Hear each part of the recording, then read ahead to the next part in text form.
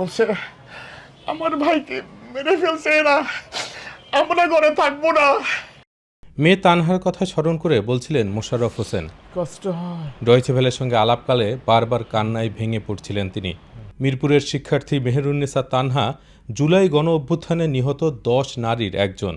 মাত্র 22 বছর বয়সে নিভে যায় তার প্রাণ প্রদীপ, তাও নিজের বসার ঘরে 5 আগস্ট সন্ধ্যায়, যেদিন গণ অভ্যুত্থানের মুখে ক্ষমতা ছেড়ে ভারতে চলে যান শেখ হাসিনা।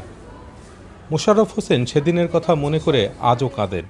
ডয়েচে ভেলেকে জানালেন কিভাবে জানালা থেকে একটি গুলি এসে তার কন্যাকে ছিন্ন করে দিয়ে যায়। সন্ধ্যা যখন হয়েছে তখন এইখানে গোলাগুলি হইতেছে প্রচুর। এখানে এই পাশে গুলিটা লাগা যে এই ভদ্রমহিলার গায়ে লাগে এখানে। তো আমি তো যখন উপরে আসলাম, বসেন, উপরে আসলাম তখন বললাম দেখি যে আমার মেয়েটা ঘাটটা কাইট করে এখানে পড়ে আছে, যে রক্তের দাগ এখনো, এগুলি সব রক্তরই, এখানে যে এখনো যায়নি রক্ত, এগুলি সব রক্ত। আমার মেয়ের ফুফাতো ভাই ইয়াং ছেলে, একটা ছেলেই দেখবেন আপনি, সেই ছেলেটা 10 নম্বরে গুলি করে মেরে ফেলেছে ওরে। 4 তলায় বাসা আছে, রাব্বি নাম। তানহা হত্যার বিচার চান মোশাররফ হোসেন। আন্তর্জাতিক অপরাধ ট্রাইব্যুনালে মামলা করেছেন তিনি। যাদের হুকুমে মানুষ হত্যা করা হয়েছে, শেখ হাসিনা, তার মন্ত্রী মিনিস্টার, ইন্টারনেট বন্ধ করে তারা মানুষ হত্যা করছে, তাহলে তারা সবাই অপরাধী। প্রত্যেকটা লোক মানুষ হত্যার সাথে জড়িত। একটা লোকের সরকারকে বলে নাই হাসিনাকে আপনি কাউকে মাইরেন না। ঢাকার আরেক প্রান্ত উত্তরায় অভ্যুত্থানকারীদের মাঝে পানি বিতরণ করছিলেন মীর মাহফুজুর রহমান মুগ্ধ। গত বছরের 19 জুলাইয়ের ঘটনা সেটি। হঠাৎ একটি গুলি মুগ্ধর মাথায় বিদ্ধ হয়, মুহূর্তেই মাটিতে লুটিয়ে পড়েন তিনি। মুগ্ধর বড় ভাই মীর মাহমুদুর রহমান দীপ্ত তার ভাইয়ের হত্যাকারীদের বিচার চান। মুগ্ধকে কিভাবে গুলি করা হয়েছিল তা নিয়ে অনুসন্ধান করেছেন দীপ্ত। তিনি ঘটনাস্থলে থাকা বিভিন্ন ভবনের সিসিটিভি ক্যামেরার ফুটেজ সংগ্রহ করেছেন। এরপর সেগুলোকে মিলিয়ে বের করেছেন কিভাবে তার ভাইয়ের উপর গুলি চালানো হয়। শেখ হাসিনার যেই ব্যাপারগুলো এখন তো মিডিয়াতেও আপনাদের ফরেন্সিক করে একেবারে স্পষ্ট যে তার নির্দেশেই সবগুলো ঘটনা ঘটেছে, এবং তার সরাসরি নির্দেশের মাধ্যমে কিন্তু পরবর্তী যে প্রশাসন তারা পদক্ষেপ নিয়েছে। তো এটা তো আসলে প্রমাণিত, অবশ্যই আমরা তাকে এর জন্য দোষী মনে করি।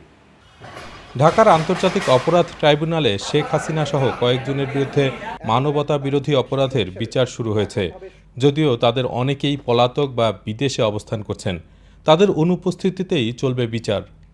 জুলাই আগস্টের মানবতা বিরোধী যে অপরাধ এবং এর পাশাপাশি গত 15 বছর ধরে বাংলাদেশে যে সমস্ত গুম, extra judicial killing, cross fire, সব কিছুই কিন্তু আমাদের এই ট্রাইব্যুনালের এখন বিচার্য বিষয়।